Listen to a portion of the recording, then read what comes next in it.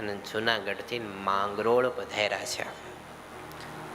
અને માંગરોળ થઈ પવિત્ર રાંધણ છઠના દિવસે શ્રાવણ મહિનો હતો. મહાન અદભુત પવિત્ર ધરતી જેને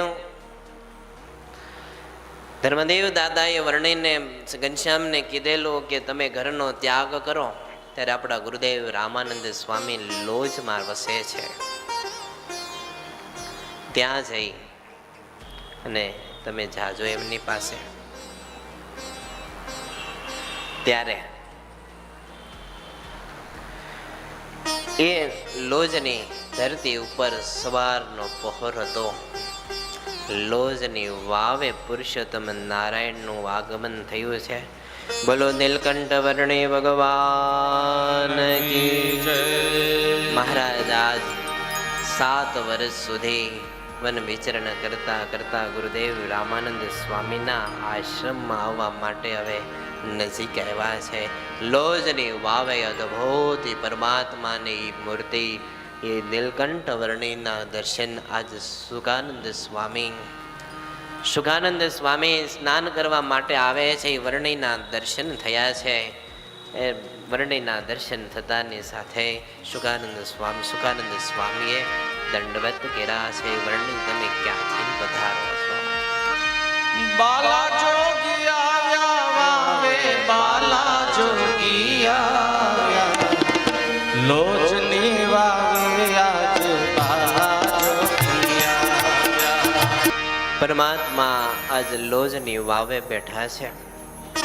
સુખાનંદ સ્વામી આવી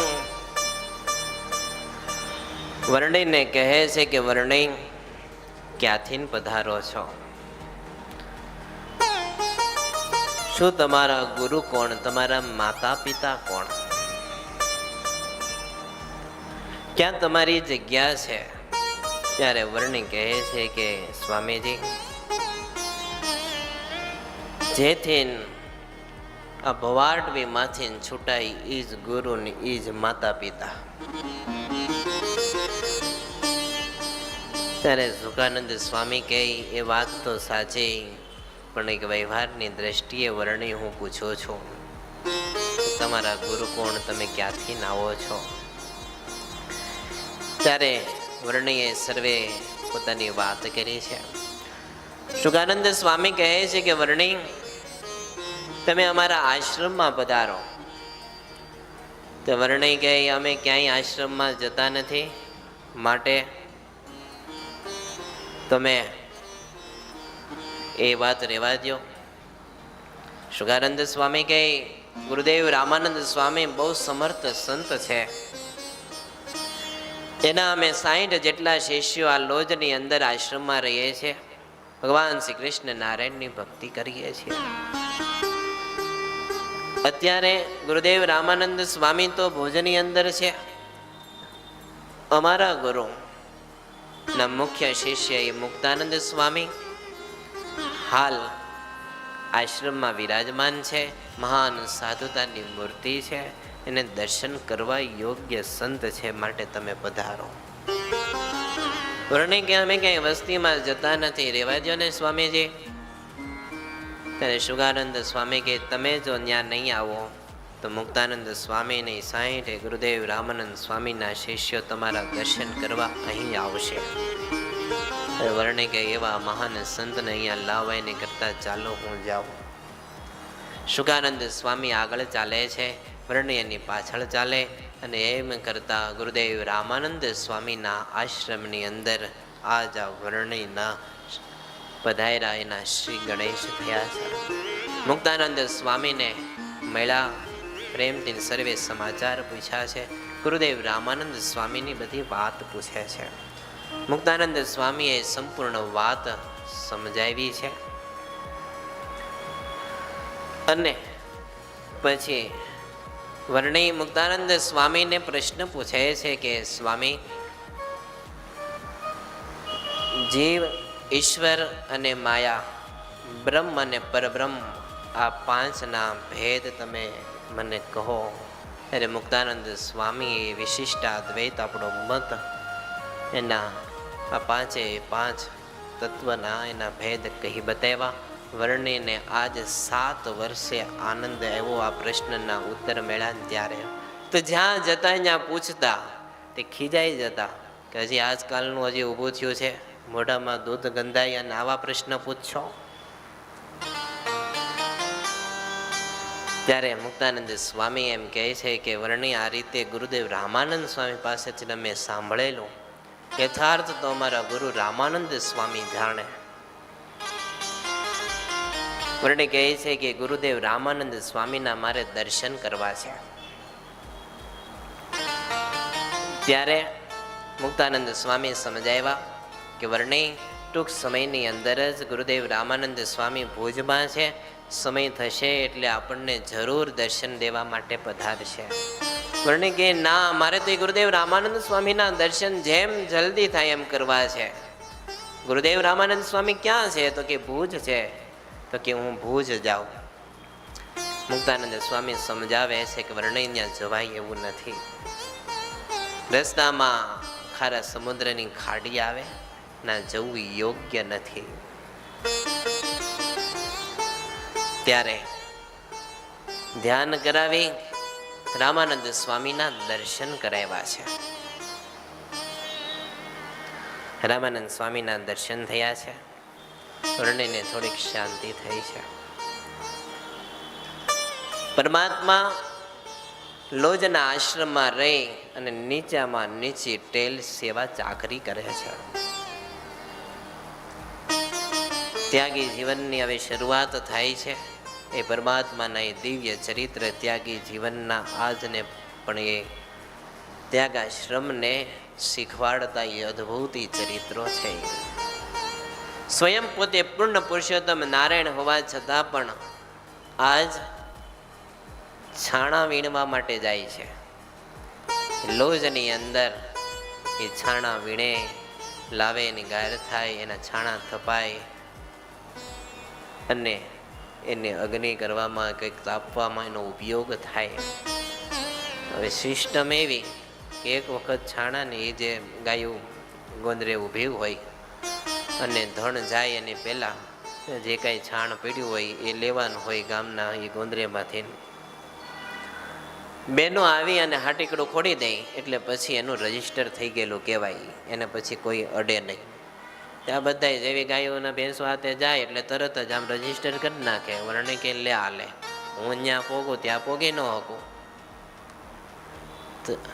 અને પછી પરમાત્માએ બીજે દિવસે લેવા આવ્યા તે તરત જ એ છાણની અંદર બ્રહ્માંડના દર્શન કરાવ્યા છે. અને એ જોઈને નારીઓ ડરી છે. એ નારીઓ ડરી તે અને પછી આખું ગામ ભેગો થઈને આજ આશ્રમની અંદર રાવ લઈને આવ્યા કે આ નાનું એવું છોકરું આ બ્રહ્મચારી તમારી અહીંયા આવ્યા છે ને એ આવી રીતે હેરાન કરે છે. તે રઘુનાથ દાસ એ વર્ણિની હારે વિરોધમાં, એટલે એ ગામનો પક્ષ લઈ એમ કરીને પરમાત્મા દિવ્ય ચરિત્રો કરે છે. મુક્તાનંદ સ્વામી અને લોજવાસીઓએ નામ પાડ્યું છે સરજુદાસ. એક વખત ગામની બાજુમાં બહુ ચીબડાનો ઉતાર આવેલો. તે ત્યાંના ભગવાનના ગુરુદેવ રામાનંદ સ્વામીના શિષ્ય હતા. આશ્રમમાં આવીને કીધું કે ચીબડા લઈ જાઓ. તે વર્ણિ લેવા ગયા. એ મોટું પોટલું બાંધ્યું અને રઘુનાથ દાસ ભેગા એ ગાયની આસુરી વૃત્તિ એની. વર્ણિને કે ઉઠાવ વર્ણિ. અને પછી તો એ ચીવડાનું પોટલું ઉપાડ્યું પરમાત્માએ, પણ એક વેત ઉપર રહી. એની જે નરનારી જોવે એને આશ્ચર્ય થાય. ગુરુદેવ રામાનંદ સ્વામીના આશ્રમની અંદર કોઈ એક અદ્ભુત અલૌકિક પુરુષનું આગમન થયું છે. ફરી પાછા યાદ આવે ગુરુદેવ રામાનંદ સ્વામી. વર્ણિ મુક્તાનંદ સ્વામીને કહે છે, સ્વામી હજી ગુરુ આવ્યા નહીં. તે જે વાયદો આપ્યો તો એ વાયદો ખોટો પડ્યો, માટે મને ન્યા જવા દો. ત્યારે ગુરુદેવ રામાનંદ સ્વામી ના દર્શન કરવા માટે જવું એની પહેલા મુક્તાનંદ સ્વામી સમજાવે છે કે વર્ણિ ત્યાં ન જવાય. મહારાજ, વૈશાખ સુધીનો વાયદો ખોટો નહીં પડે ત્યાં સુધી તમે રોકાવો, અને તમારી જો ઈચ્છા હોય તો હું પત્ર લખું છું. એમ કરીને મુક્તાનંદ સ્વામીએ પત્ર લખ્યો છે ગુરુદેવ રામાનંદ સ્વામી પર. અને વર્ણીને પણ કીધું, વર્ણી તમે પણ પત્ર ગુરુદેવ રામાનંદ સ્વામી ઉપર લખો. વર્ણીએ પણ પત્ર લખ્યો છે લોજથી. મયારામ ભટ્ટને બોલાવ્યા છે અને પત્ર લઈને લોજથી ભુજ મોકલ્યા છે. ભુજની અંદર ગુરુદેવ રામાનંદ સ્વામી બિરાજમાન છે. રામાનંદ સ્વામીને પત્ર મળ્યો અને જ્યારે પત્ર વાંચ્યો ને તે આનંદનો કોઈ પાર નથી. ગુરુદેવ રામાનંદ સ્વામી પત્ર વાંચતા વાંચતા અતિ હાસ્ય થઈ. ગુરુદેવ રામાનંદ સ્વામીની આંખમાંથી ના જ આંસુડા જાય છે પ્રેમના. ભુજવાસીઓ પૂછે છે, ગુરુદેવ એટલું તો શું સંદેશ આવ્યો? અને ગુરુદેવ રામાનંદ સ્વામી કહે છે કે હું તો ડૂગ ડૂગીનો વગાડનારો હતો, ખરો ખેલ ભજવનારા તો લોજમાં આવ્યા છે. અરે ગુરુદેવ તમારા તેન સમર્થ. રામાનંદ સ્વામી કહે છે, મારી જેવા તો કોટી એ નીલકંઠ વર્ણયની આગળ હવે રંક જેવા કે ભાઈ હું તો ડૂગ ડૂગીનો વગાડનારો હતો, ખરો ખેલ ભજવનારા તો આવી ચૂક્યા છે. અનેક પ્રમાણો આપ્યા છે. અને ગુરુદેવ રામાનંદ સ્વામી કહે છે કે મયારામ ભટ્ટ, રસ્તામાં જે જે ગામડાઓ આવે જાઓ, હું તમને પત્ર લખીને આપું છું, એ વર્ણીને આપજો, મુક્તાનંદ સ્વામીને આપજો તમે. અને જે જે ગામડાઓ આવે રસ્તામાં કહેતા જાજો, કોઈ ભુજ ના આવે એ દર્શન કરવા હોય તો વર્ણીના લોજની અંદર જાય, કોઈ એક અદ્ભુત યોગીનું આગમન થયું છે. ગુરુદેવ રામાનંદ સ્વામીએ પત્ર લખ્યો છે. મયારામ ભટ્ટે પત્ર લઈને લોજની અંદર આવ્યા છે. લોજની અંદર ગુરુદેવ રામાનંદ સ્વામીનો પત્ર આવ્યો. આજ લોજવાસીઓને સાધુ સમાજની અંદર આનંદ માતો નથી. અને એ ગુરુદેવ રામાનંદ સ્વામી ના પત્ર વાંચી આજ મુક્તાનંદ સ્વામીની આંખમાં અશ્રુઓ પ્રેમના આવ્યા છે. વર્ણિને કહે છે, ગુરુદેવ ટૂંક સમયમાં જ હવે આપણને દર્શન દેવા માટે અહીં પધારશે, માટે તમે ચિંતા કરશો નહીં. ગુરુદેવ રામાનંદ સ્વામીએ નીલકંઠ વર્ણિને પત્રમાં લખે છે કે મોક્ષનો જો ખપ હોય તો આ સત્સંગને થાંભલાને બાથ ભીરીને રહેજો. તે વર્ણીએ થાંભલાને બાથ ભેરી છે. ત્યારે મુક્તાનંદ સ્વામી કે આ થાંભલો નહીં, આ સત્સંગ રૂપી થાંભલો છે, એને બાથ ભરીને રહેજો. સર્વને યોગ શીખવાડજો. સંતોને વર્ણી નિત્ય યોગાભ્યાસ કરાવતા. એવા કૃષ્ણ ભક્ત ધર્મવાન તે મારું હૃદય છે નિદાન, માટે શોભમાં કરશો કાંઈ મળશું આપણે પીપલમાંય. ટૂંક સમયમાં આપણે પીપલાણાની અંદર મળશું, તમે શોક કરશો નહીં. માટે આજ્ઞા વિના નહીં આવો, આવશો તો થાશે પસ્તાવો. પણ તમે આજ્ઞા વગર આવતા નહીં તો પસ્તાશો. જો છે અતિશય હેત તમારું તોય અહીંયા આવવાનું છે વારું. કરજો સાધુનો આદર ભાવ, રાખજો અંગે સહજ સ્વભાવ. તપે કરી છે કૃષ્ણ તન માટે જમજો કાંઈક અન્ન. ગુરુદેવ રામાનંદ સ્વામી કહે છે, વર્ણિ શરીર સુકાઈ ગયું છે પણ થોડુંક અન્ન તમે જમજો, કારણ કે શરીરે કરીને જ ધર્મનું ભક્તિનું પાલન થાય છે. માટે સારું એ દેહને કરવું પોષણ કહું છું તમને. તમારે તો કોઈ જરૂર નથી, ના સત્સંગને તમારી જરૂર છે, માટે તમે થોડુંક અન્ન જમજો.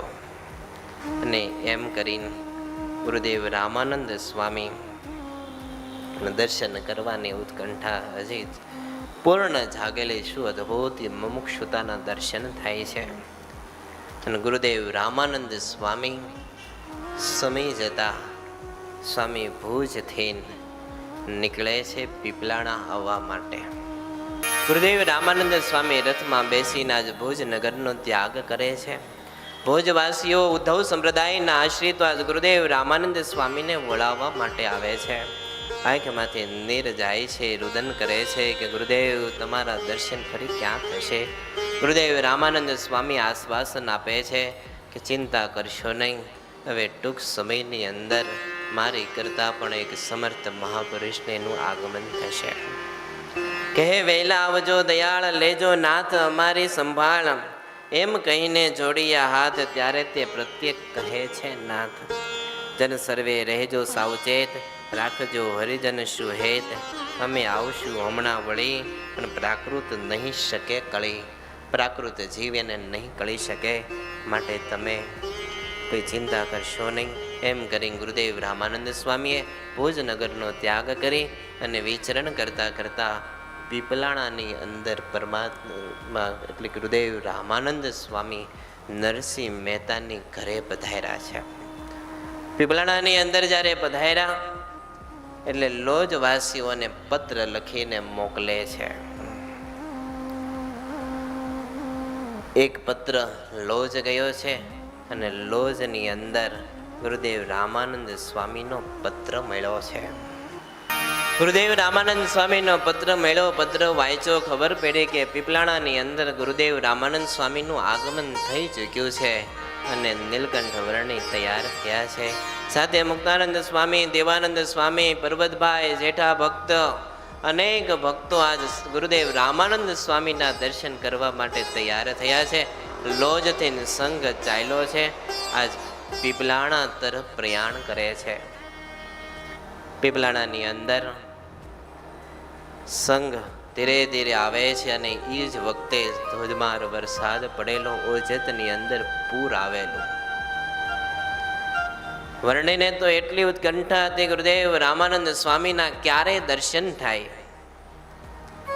દોડતા દોડતા દોડતા થાકી જાય, શરીરે કૃષ્ય બેસે, યોગ સાધે પાછા ઊભા થઈને ચાલતા થાય. અને ઓજત નદીમાં ઘોડા પૂર આવેલું અને એમાં વર્ણી જળની ઉપર થઈને જતા રહ્યા. દરેક જોતા રહી ગયા. વર્ણી તો જતા રહ્યા. મુક્તાનંદ સ્વામી, દેવાનંદ સ્વામીના બધાએ તરાપોથી પીપલાણાની અંદર પ્રવેશ કર્યો છે. નરસિંહ મહેતાની ત્યાં ગુરુદેવ રામાનંદ સ્વામી એક અદ્ભુત સિંહાસન ઉપર વિરાજમાન હતા. નીલકંઠ વર્ણીએ આવીને આજ ગુરુદેવ રામાનંદ સ્વામીને દંડવત કર્યા છે.